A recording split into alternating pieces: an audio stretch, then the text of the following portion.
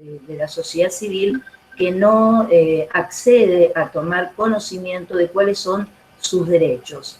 Por lo cual, quienes no conocen los derechos que protegen y le dan vida a su ejercicio ciudadano, no pueden ejercer los mismos. Respecto a la ESI, nosotros, utilizamos el paradigma desde la integralidad. Es decir, nos alejamos de esta mirada conservadora, tradicionalista, que pretende, acotar a la ESI a una mirada biologicista, mecanicista, tradicional, conservadora, como decía anteriormente, para ir, avanzando hacia la última mirada, que es justamente la que nos propone la Ley de Educación Sexual Integral, que es el paradigma desde la integralidad.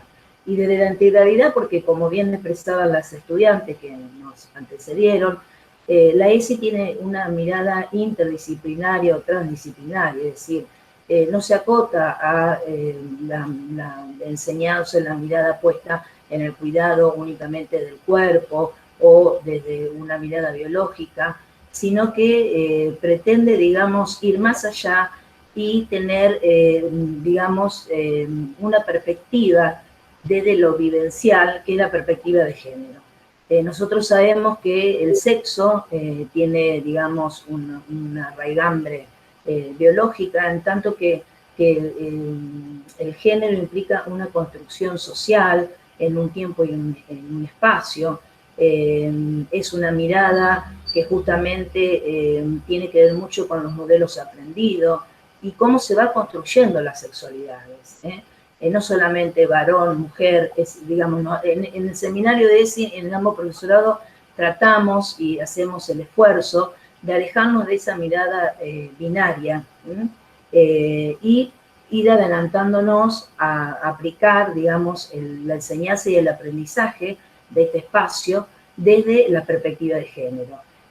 Recién decía que, si bien data del 2006, nos pareciera que, se ha recorrido un montón. Sí, es cierto, pero todavía queda muchísimo más por recorrer, por, desarrollar instancias, principalmente en las escuelas y a nivel de la sociedad civil, porque, las instituciones educativas consideramos que son reflejos justamente de la sociedad, como, imaginario colectivo.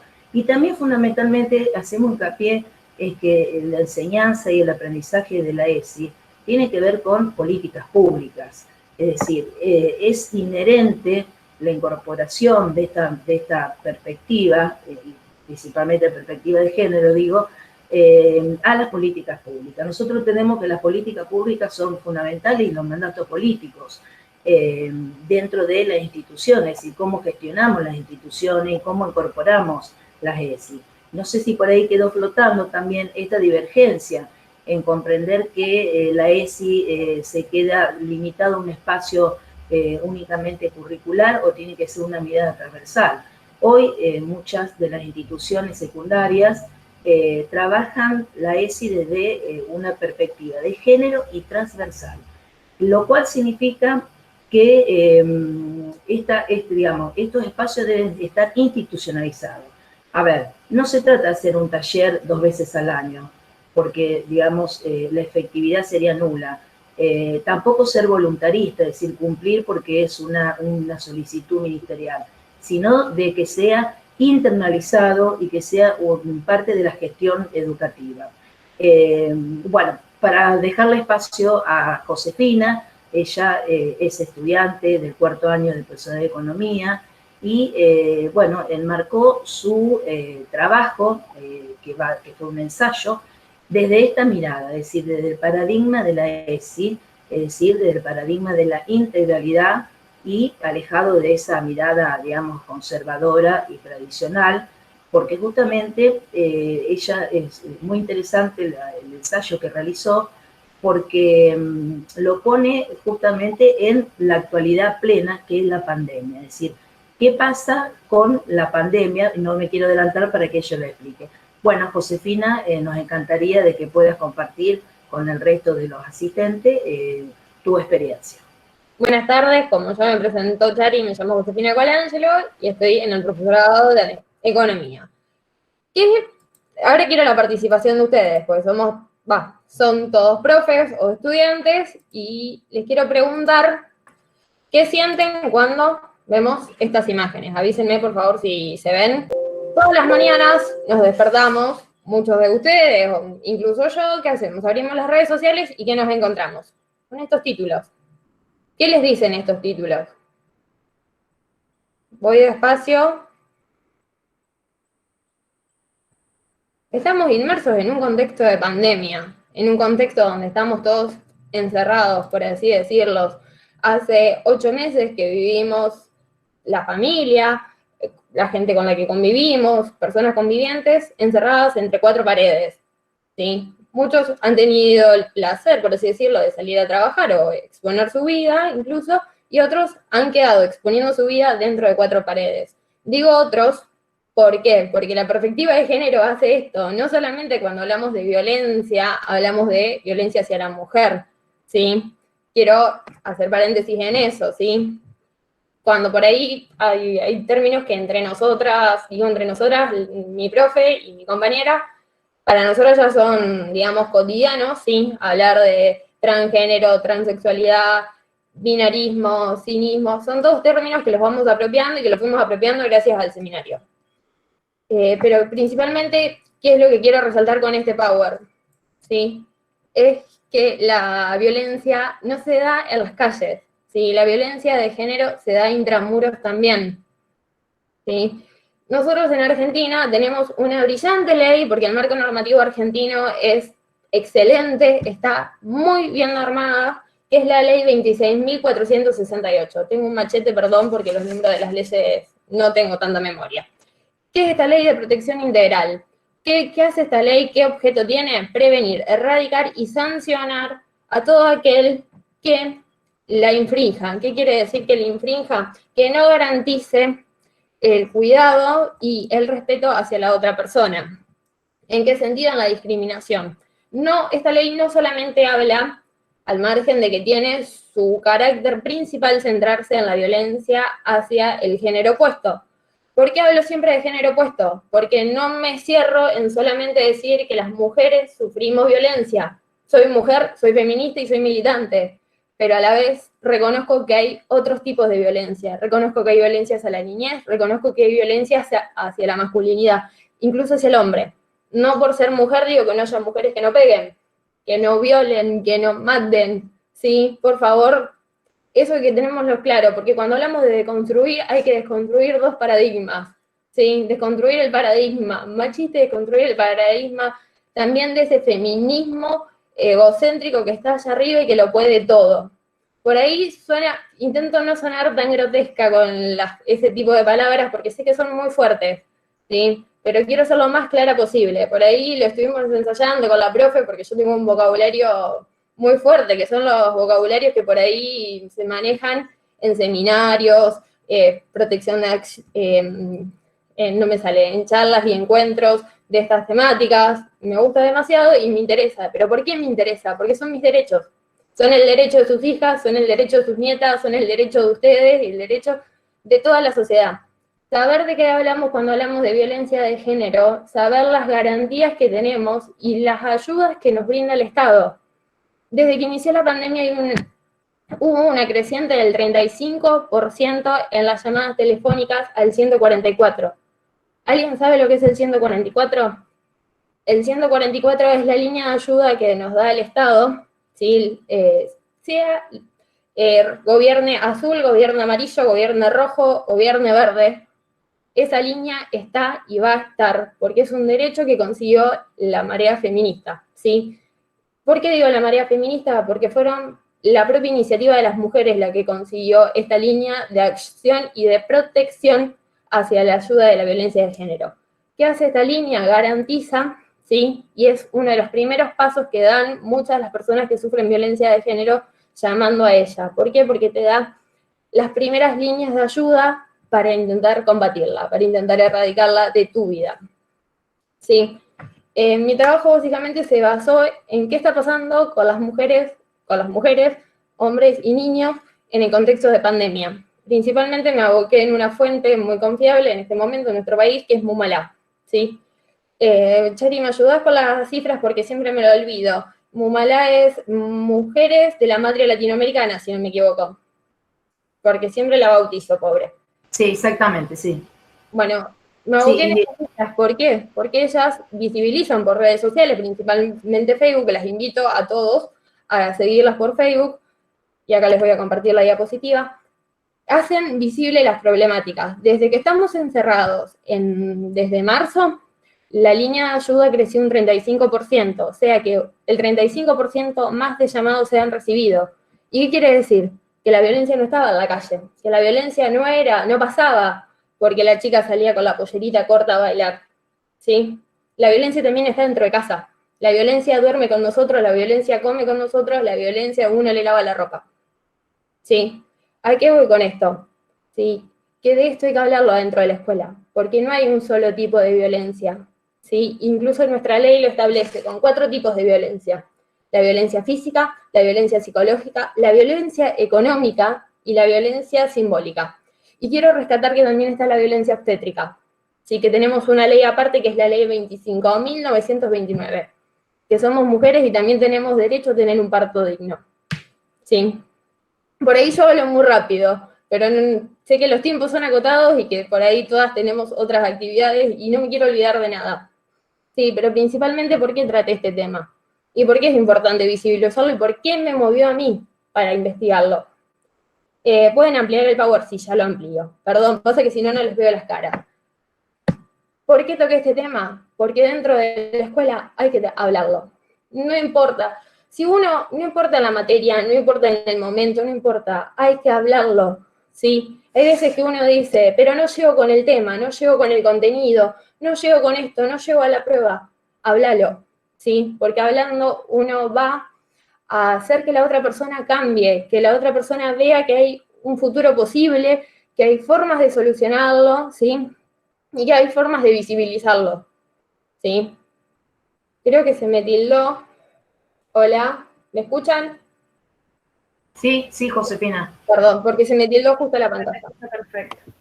Bueno, y básicamente de eso se Perfecto. trata mi trabajo, ¿sí? De que la violencia está, va a estar y por desgracia seguirá estando. Pero ¿qué pasa? Hay que hablarla, hay que trabajarla y especialmente desde primer año a quinto, que es la rama, digamos, donde yo, por ejemplo, voy a estar inserta al futuro, hay que hablarla, ¿sí? De mostrarles, chicas, chicos, chiques, como quieran denominarlos, por así decirlo, mostrarles los distintos tipos y las salidas y las ayudas que hay. Y uno de los principales nodos, como muchos decían, ¿sí?, es la escuela.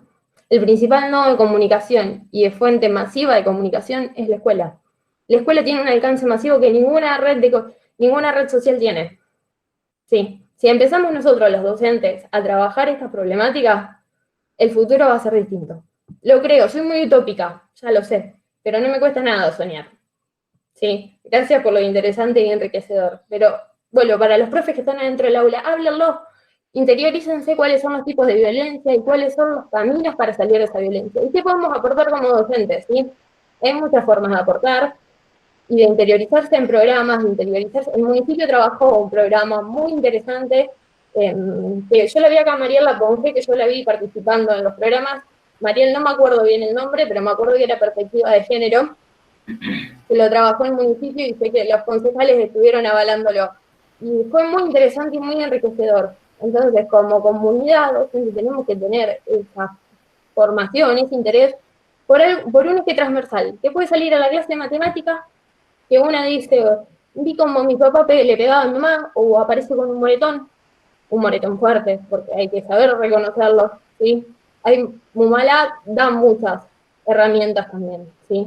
Digo Mumalá porque es una de las organizaciones que, digamos, más peso tiene y está avalada también por la ONU Mujeres, ¿sí?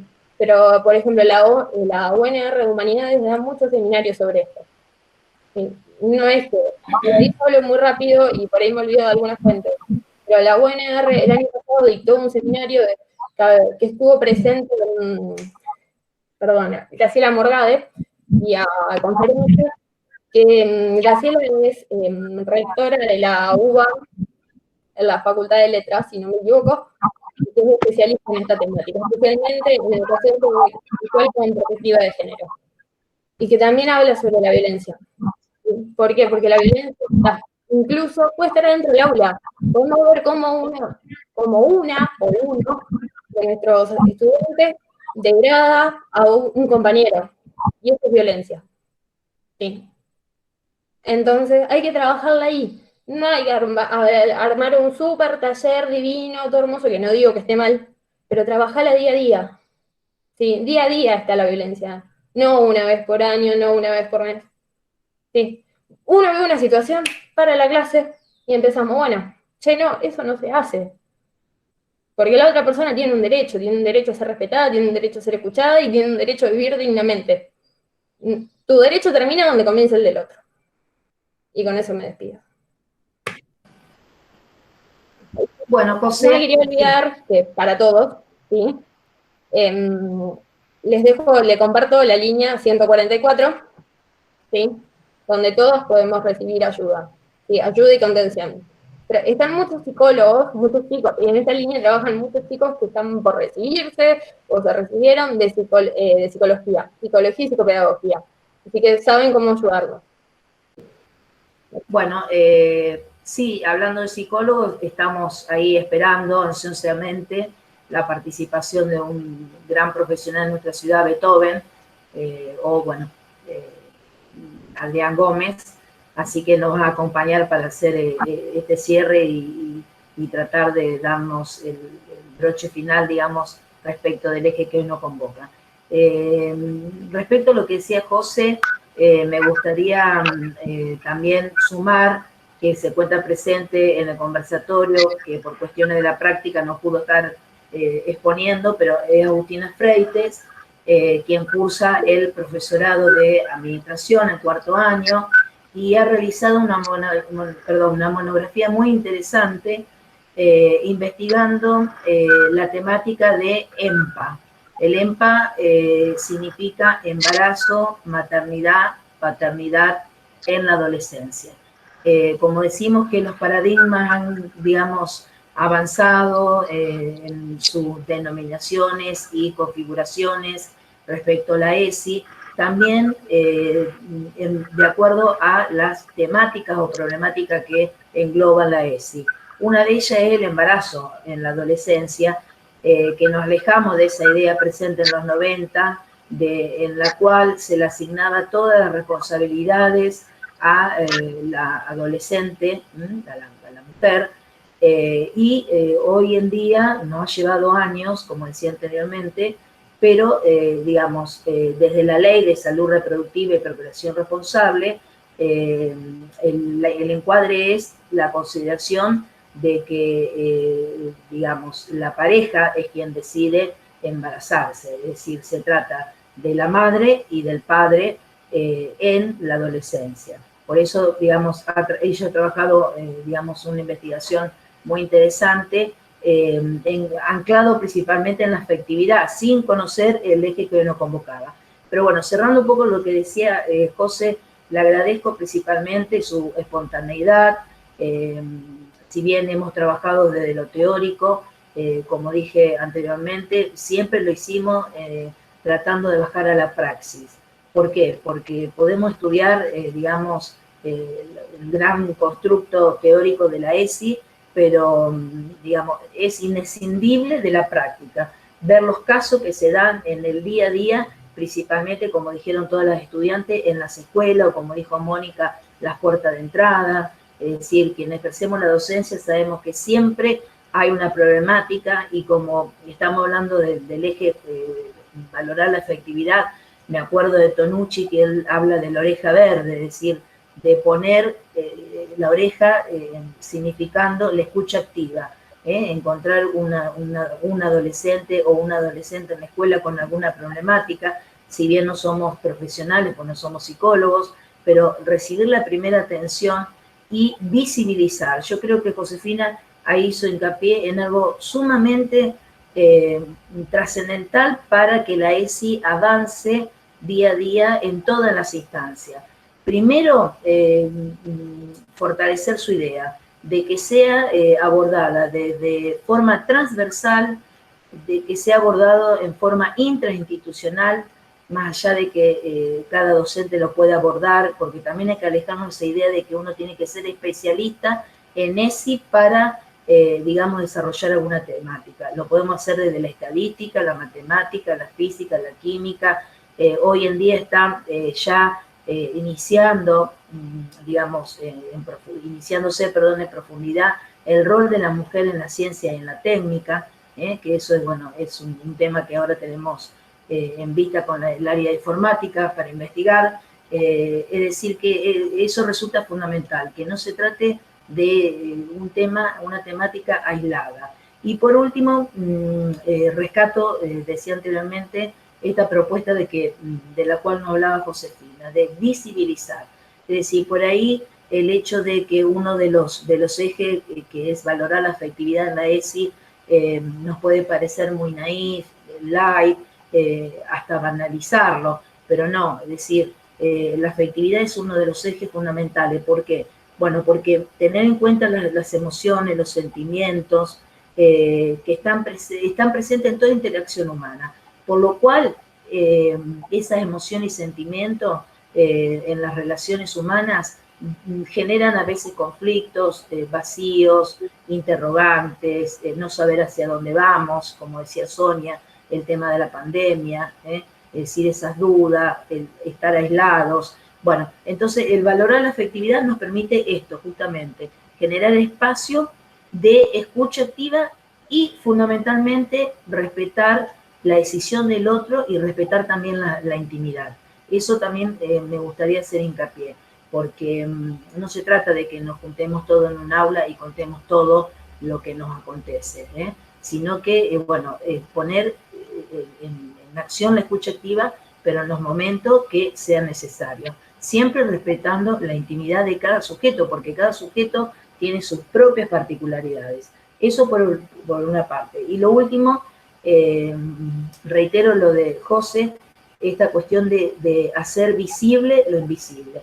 La pandemia, y en palabra de Diana Mafía, que es doctora en filosofía, es una experta, hoy en día es, bueno, desde mi consideración es una de las grandes académicas feministas. Diana Mafía hacía una investigación y lo ponía, digamos, lo socializaba en un conversatorio, esta cuestión no de la pandemia, sino de la cuarentena, porque hay que diferenciar una cosa de otra.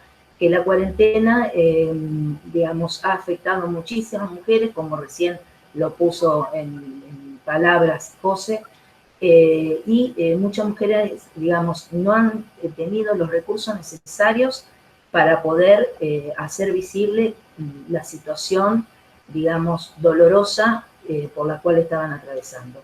Y recordemos por último esto, que el silencio y lo invisible significa que nunca vamos a poder abordar las problemáticas que están presentes. Bueno, esto era para cerrar. De despedirnos, les quería mostrar una cosa que es impactante, que como ciudadana me impacta, porque cuando comencé a hacer el trabajo, me pasó que me encontré con que solamente había 127 femicidios transcurridos. Estoy hablando en el mes de julio. Hoy en día, cuando yo armé el PowerPoint, eran 227. Hoy llegamos a 234. Sí, José, y agrego algo. Tanto Mumalá como la Casa del Encuentro, que son dos organizaciones de sociedad civil que, como bien decías vos, se encargan de visibilizar estas cuestiones, que a lo mejor son números, pero no son solo números. No son números. Ellos, claro. Esas mujeres, ¿sí? O esas personas, vamos a hablar porque también incluye la comunidad trans, ¿sí? Tienen familia, tienen hijos, tienen trabajos, tienen amigos y tienen afectos. Si tocamos el tema de la afectividad, hay alguien que se quedó sin ese otro, sin esa otra persona que le daba su afecto. Bueno, era eso lo que iba a agregar. Gracias. Tal cual. Gracias a todos. A ustedes, gracias Josefina, gracias Chari. Gracias. Gracias. Bueno, y adhiriendo un poquitito a todo lo dialogado y reflexionado en esta tarde sobre la ESI, sobre la afectividad, y bueno, contarles que bueno, esto es un espacio para reflexionar, para hacer circular la palabra, y bueno, la gente de matemática, los alumnos y alumnas de matemática, también van a presentar uno de los trabajos que ellos estuvieron realizando, y bueno, durante el año hemos trabajado mucho colaborativamente, en conjunto, en muros colaborativos como el Padlet, en los foros, en realidad habilitando, como decía recién, estos espacios para tejer tramas donde se reflexione, donde se pueda hacer circular la palabra, expresarse. Bueno, y hoy van a presentar un trabajo que tiene que ver sobre una actividad de reflexión con uno de estos ejes, ¿no? El eje que hoy nos convoca, que es el de valorar la afectividad. Van a presentar este trabajo Jennifer Gamarra y Maricel García, de cuarto año del profesorado de matemáticas. Así que bueno, los vamos a escuchar, tienen producciones muy lindas, y para finalizar tienen una infografía que la han trabajado en conjunto también con sus compañeros, ¿sí?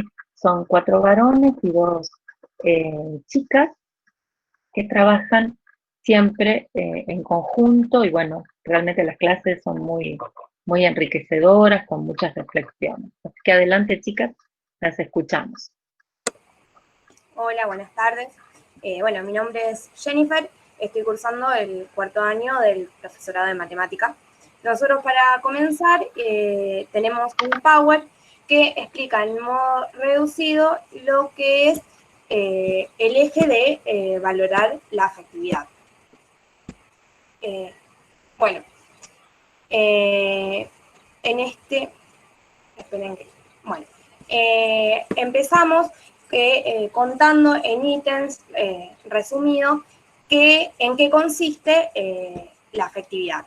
La afectividad forma parte de nuestra definición de la sexualidad, y valorar la afectividad se considera un eje que debe ser tenido en cuenta, valorado y reconocido en la interacción cotidiana, pero también a las propuestas pedagógicas que realizamos desde este marco. Bueno, como escuela, la escuela debe ser un espacio para el reconocimiento del mundo emocional, para la expresión y la comunicación. Después también decimos que hay que valorar el lugar,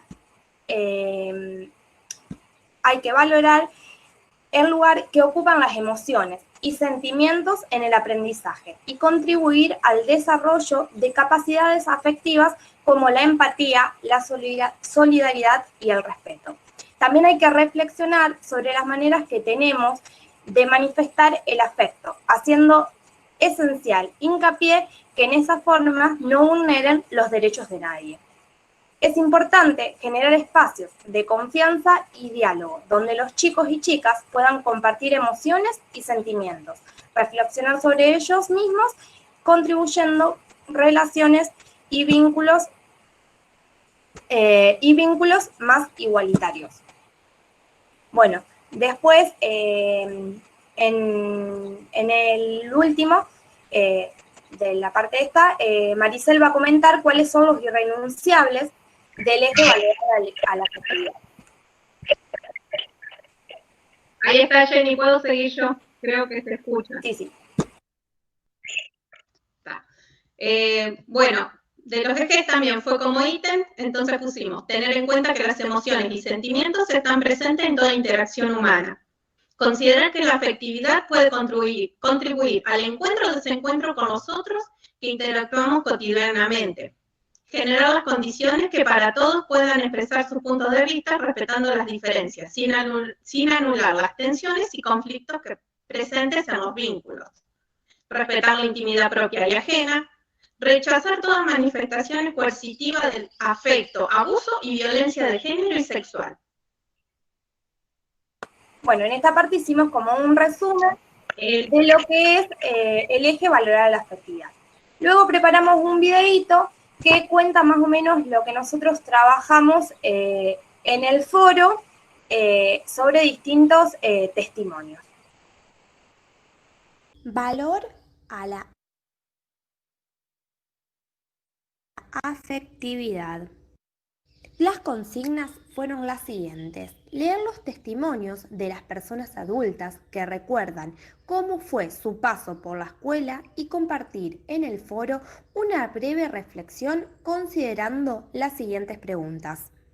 ¿Qué emociones se pueden identificar en mí al leer estos testimonios?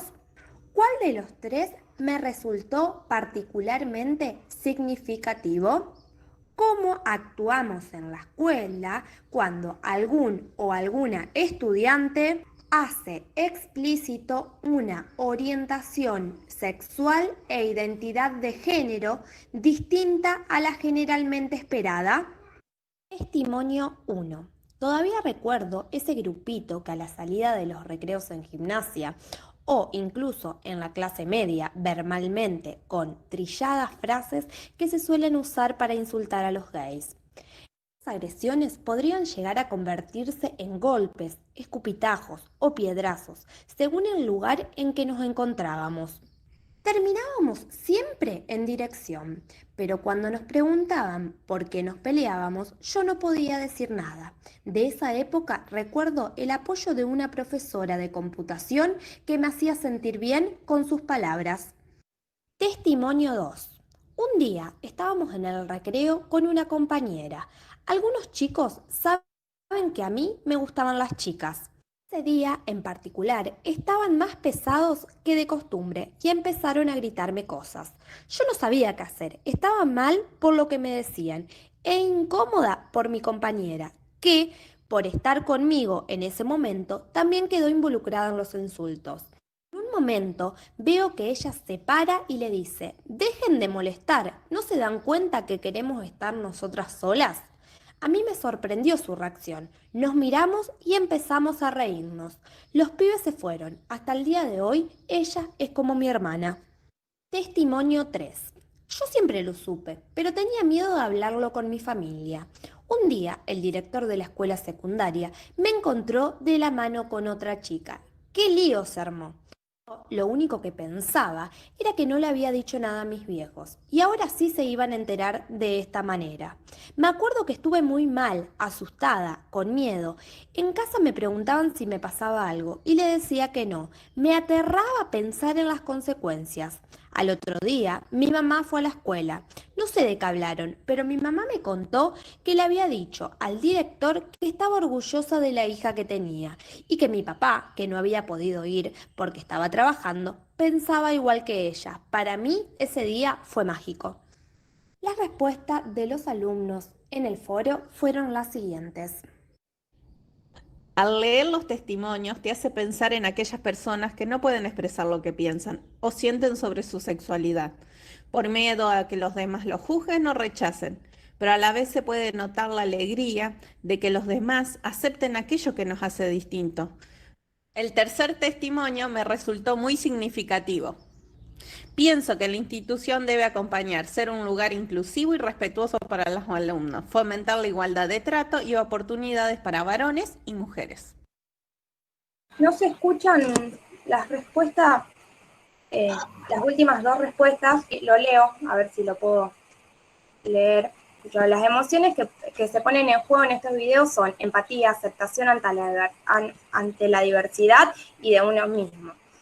Después otro de los chicos puso: al leer los testimonios, la emoción que más se repite es la de temor de expresarse libremente, el temor hacia los compañeros, docentes, incluso padres. De estos últimos, el temor está relacionado con el pensamiento, es decir, con el qué dirán. En el caso de los compañeros, además del qué dirán, se puede observar el miedo a las agresiones de los mismos, tanto verbales como físicos. La otra emoción que se puede observar es la felicidad, cuando son apoyados por sus amigos o cuando los padres dicen que están orgullosos de sus hijos. El testimonio que encontré más interesante es el tercero.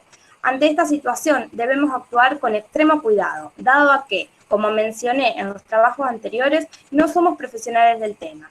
Creo que lo que hay que hacer es si un alumno está de acuerdo, comentarlo en el curso para que sus compañeros sean notificados y desde el lugar del docente controlar que no exista ninguna situación de violencia, tanto física como verbal. Otra respuesta fue que al leer los testimonios me encuentro con emociones encontradas. Se puede observar el miedo de expresarse libremente, la falta de empatía, pero también se visualiza el apoyo y la felicidad al sentirse apoyado y aceptado. Me provoca miedo el pensar por todo lo que tienen que pasar solo por expresarse libremente y a su vez me da orgullo que logren hacerlo. Se debe actuar con precaución, pero a la vez con normalidad. No hacerle sentir que estamos sorprendidos ante la situación, demostrarle que está bien que se expresen tal cual se siente. Se deben brindar los talleres o charlas sobre ESI para promover la aceptación a la diversidad. Bueno, y eso es más o menos las respuestas que fueron dando los chicos ante estos testimonios. Y después preparamos una infografía, un collage, con una propuesta que nos había hecho la profe, que era a través del WhatsApp expresar con distintas emoticones cómo nos íbamos sintiendo en esta situación de pandemia. Ahí está. Bueno, la docente, como les conté, propuso elegir un emoticón de WhatsApp para representar qué emociones se convirtieron en cada uno de nosotros con respecto a las clases en tiempo de pandemia. Y otro emoticón para representarnos hoy, habiendo llegado a transitar hasta acá. ¿Cómo me siento al afrontar este nuevo desafío? Bueno, el primer alumno primero puso una carita pensativa que representaba el inicio de las clases virtuales, porque realmente tenía más dudas que aciertos. Y luego puso una carita, otra carita como de incertidumbre que la representaba hoy en día, porque si bien le agarró un poco la mano a las clases virtuales, no siento que nos estén preparando para trabajar en esta modalidad virtual ni presencial. Después, otra alumna puso unos ojos abiertos, que arrancó de esa manera, con esa nueva modalidad. A medida que pasó el tiempo con algunas materias, puso un emoticón de una carita canchera, porque son llevaderas en esta modalidad, pero hay materias que me hacen sentir, y puso una carita como de cansancio. Después, otro alumno puso que, al igual que el alumno 1, empezó con una carita pensativa, y luego ya una carita más feliz, porque la representa hoy en día, porque se adaptó bastante rápido y se siente cómodo trabajando así. Otro alumno puso una cabeza que se le está explotando y una carita pensativa, que puso que así se sentía al principio. Luego puso una carita canchera para algunas materias y otra agotadora y enojada para otras. Y por último, el alumno 5 puso que a principio del año puso una carita triste y cansada, porque sentía que muchos objetivos que los proponían le iban a fallar en este contexto, y luego en las primeras clases puso también una carita que se le estaba explotando la cabeza, y ahora puso que estaba más tranquilo y puso una manito fuerte, como que ya se había adaptado. Bueno, muy lindas las propuestas que presentaron, chicas. Realmente han trabajado muy bien todo el grupo de matemática, que a veces pensamos que por ahí la ESI como que es nueva en el profesorado de matemática, y es como que, bueno, uy, ¿qué vamos a dar? Y como ciertas resistencias. Y en este grupo no, nada que ver, al contrario. Siempre la prestancia, ¿no?, para el intercambio, la participación, el diálogo en cada una de las propuestas que fuimos abordando a lo largo del año. Así que bueno, felicitarlos por eso, y bueno, contarles un poquito a todos que bueno, por cuestiones de tiempo tenemos una actividad que era para trabajar colaborativamente con un muro virtual, con un Padlet, y allí vamos a trabajar una dinámica a partir de un pequeño video que trabaja las emociones, y con un juego o dinámica llamada Los 6 sombreros para pensar, que es de un psicólogo, Eduard Del Bono, que plantea, ¿no?, 6 colores diferentes de sombreros para atravesar las problemáticas o todo aquello que nos preocupa desde diferentes miradas. Entonces la propuesta es, bueno, me pongo un sombrero de color rojo, pasional, emotivo, me pongo un sombrero para ver una problemática o algo que me esté afectando con color verde, la creatividad, con color amarillo, las esperanzas, todo lo nuevo, lo positivo. Es decir, cada color refleja un estado emocional y una forma de ser. A esa actividad del PEP, nosotros ahora por el chat le vamos a pasar el enlace, porque queremos invitarlos a trabajar y expresarse tanto sus sentimientos, sus emociones, todos juntos, todos los que estemos aquí, y si quieren invitar a sus compañeros que por ahí quizás por cuestiones de tiempos y horarios no están presentes, también le comparten el enlace y pueden trabajar allí. Entonces, ustedes en el Padlet se van a encontrar con el video para trabajar las emociones que se llama Un Señor Indiferente. Se van a encontrar con la dinámica de los sombreros, que ahí le cuenta en qué consiste cada color del sombrero.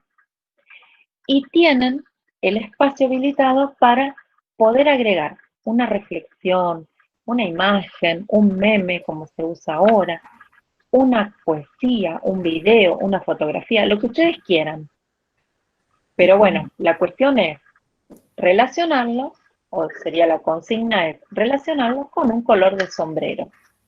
Cuanto por más colores de sombreros relacionemos lo que nosotros estamos plasmando allí en ese Padlet, mejor, ¿sí? Porque más cuestiones relacionadas con la afectividad y las distintas miradas vamos a poder dar cuenta.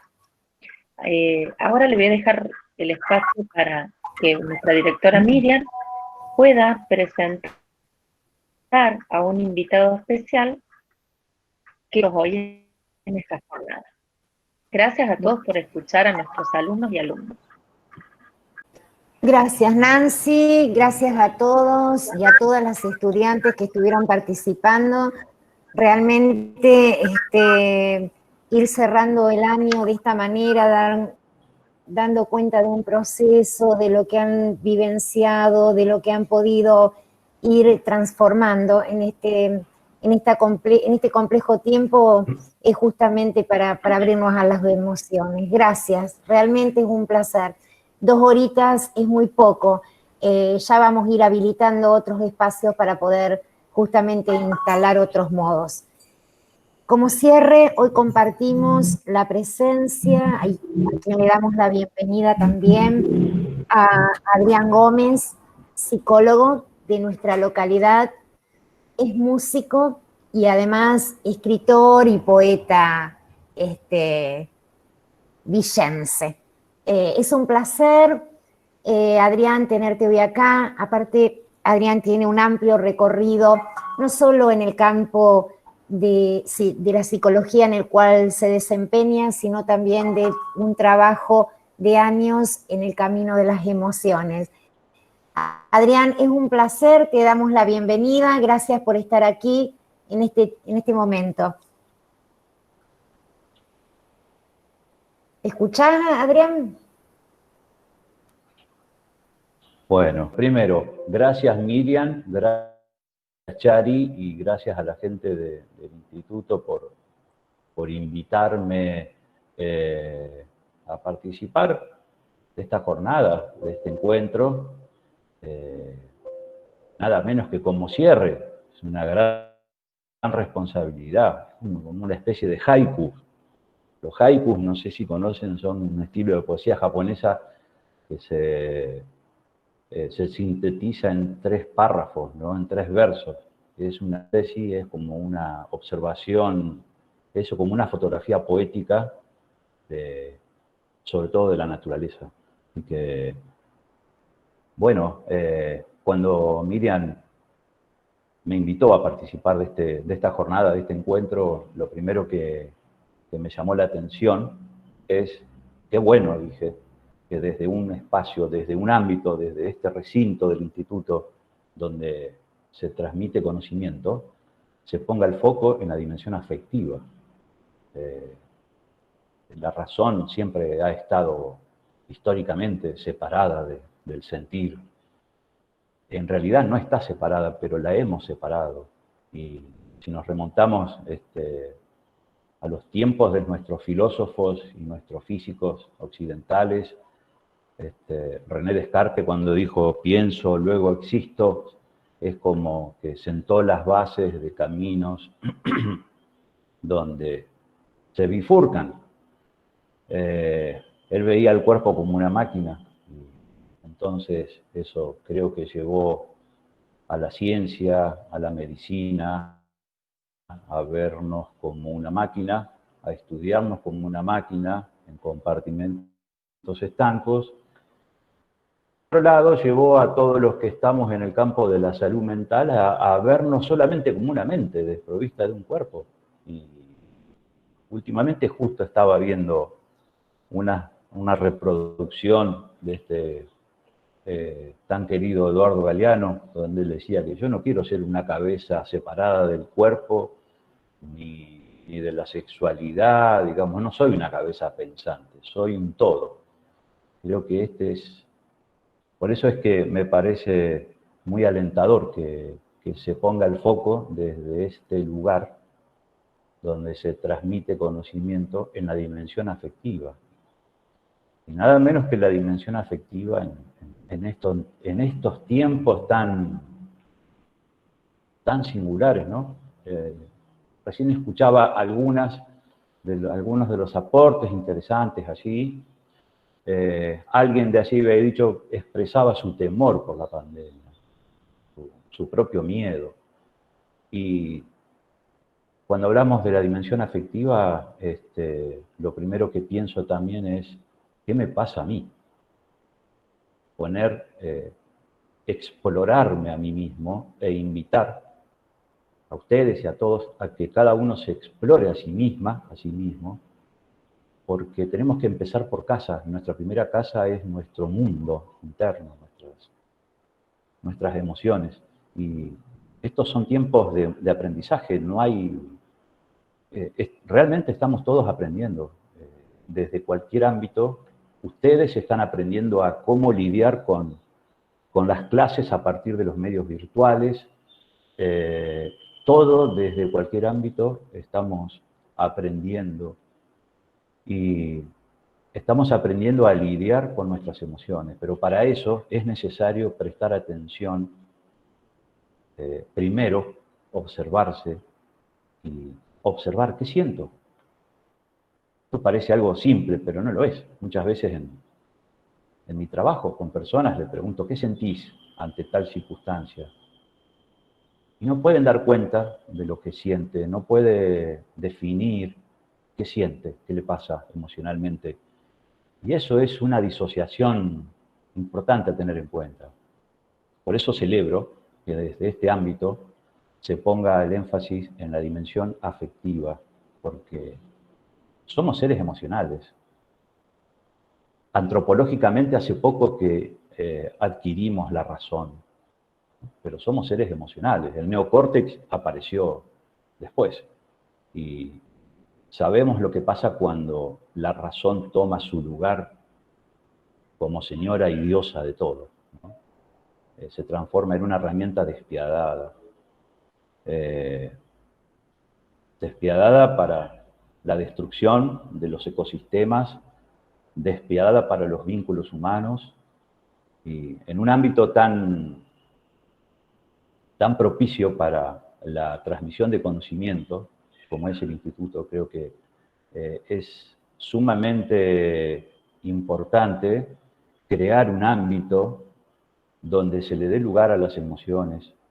Por así escuchaba también algunas de las sugerencias de los trabajos que iban presentando, donde se hacía énfasis en eso, y me parece que es no solo importante, sino necesario. Se sabe que uno aprende mejor cuando hay un sentir de por medio, cuando hay una motivación emocional y cuando hay un clima afectivo de respeto, de tener en cuenta al otro, de escucharlo, de no de competir a ver quién sabe más, sino de sentirnos parte de esta experiencia humana, que no es sencilla. Ya lo dijo uno de los grandes sabios de la humanidad, que es el príncipe Siddhartha, el gran Buda. Decía que la experiencia humana no es simple para nadie, esa es una verdad universal. Nos pasa aquí, nos pasa en una villa, en un edificio lujoso en Dubái, en cualquier espacio humano. La experiencia humana no es sencilla para nadie. Todos tenemos que lidiar con los aspectos externos de la vida, con saber ganarnos un lugar de pertenencia, generar recursos, y también con lidiar con cuestiones internas, como son nuestras propias emociones, nuestros propios conflictos internos. Así que bueno, de modo que yo celebro que se ponga énfasis en esta dimensión humana, que cuando hablamos de dimensión afectiva es un campo muy amplio. No solo está lo peor de la naturaleza humana, como la violencia intrafamiliar, como el no respeto a las diferencias. En esa gama de esta dimensión afectiva también están los sentimientos y las emociones más sublimes, más altruistas, más compasivas, y creo que es tarea de cada uno detenerse a observarse y lograr en uno lo que uno quiere para afuera. No podemos, creo, ¿no?, desde mi humilde pensar, no podemos pretender un mundo de paz si yo no soy pacífico con quienes están a mi lado. No puedo pretender un mundo de respeto, una sociedad donde se respeten las diferencias, si yo, como individuo, no tengo ese respeto con mis seres más cercanos. Entonces creo que es indispensable empezar por casa, por uno mismo. Bueno, no sé si se está escuchando bien, si se ve bien. Sí, se está Sí. escuchando perfectamente. Sí, Beethoven.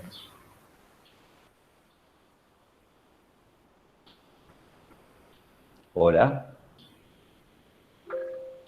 Sí, se escucha bien, Adrián. Quería, bueno, primero si tienen algún aporte. Bien, bueno, estoy aquí explorando esta instancia.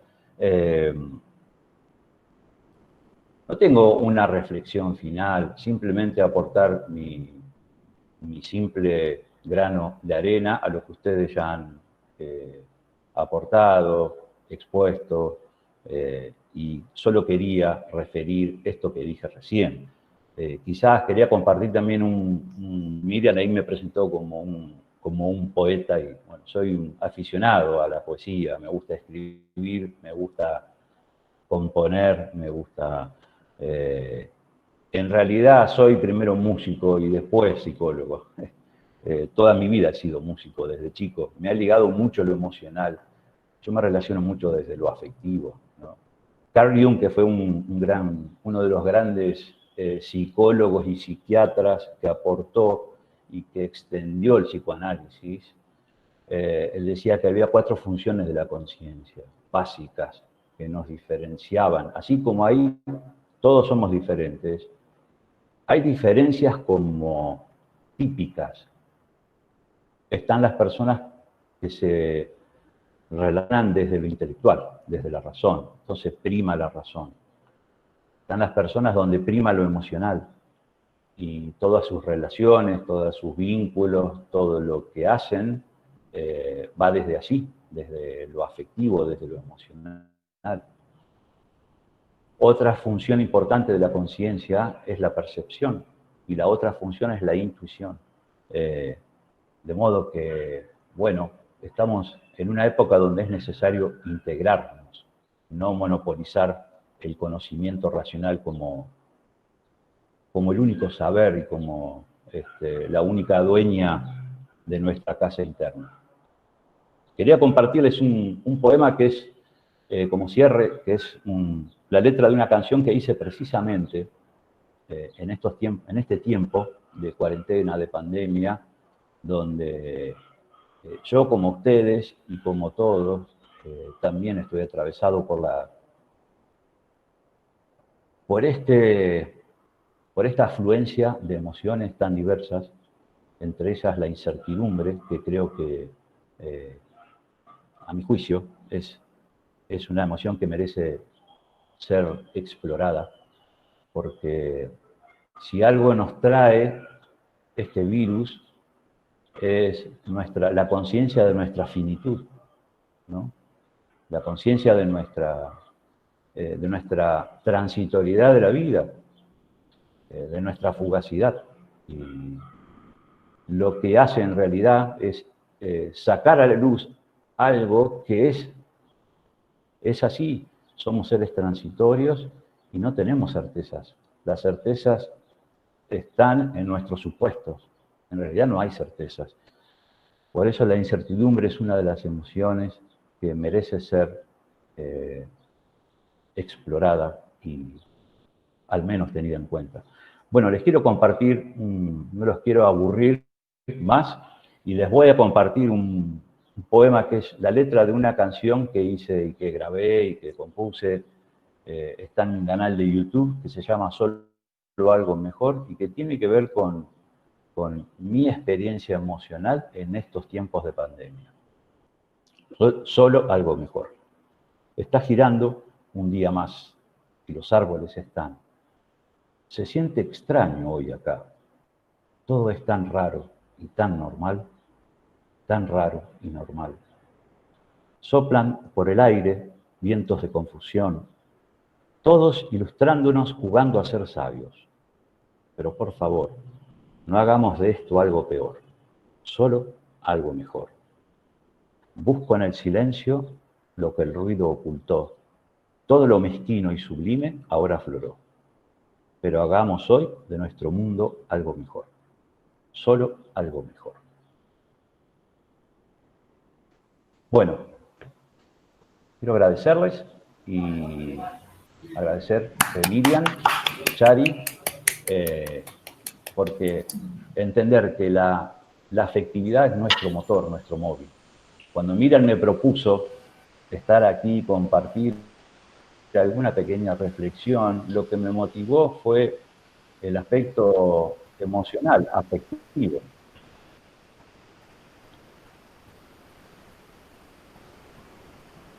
Bueno, gracias, muchas Adrián. gracias. Hay disparidad entre lo que recibo y lo que veo, así que espero que se haya escuchado, entendido algo de lo que dije. Gracias, Adrián. Se escuchó perfectamente. Estamos por ahí hoy, un día de la conectividad muy malo, estamos con delay, así que bueno, pero hemos podido escucharte. Valiosísimo tu mirar, valiosísimo tu aporte, que lo has enriquecido con esa escritura tan peculiar, tan singular tuya. Gracias por estar hoy aquí.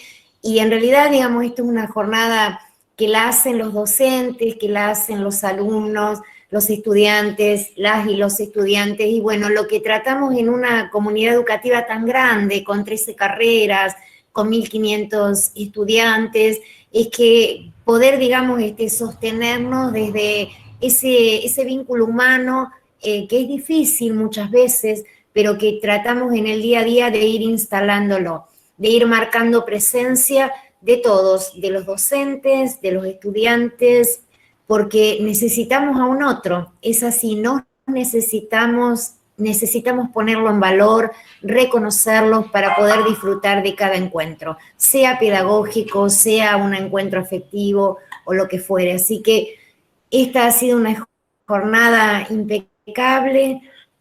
Tenemos que seguir generando estos momentos y estos encuentros. Y bueno, agradecer a todos nuevamente y a todas, tanto docentes como estudiantes, y particularmente a vos, Adrián, por haberte sumado, a pesar de tu gran trabajo diario y de tu compromiso con los distintos quehaceres. fue un lujo tenerte y ojalá, bueno, podamos seguir generando estos encuentros.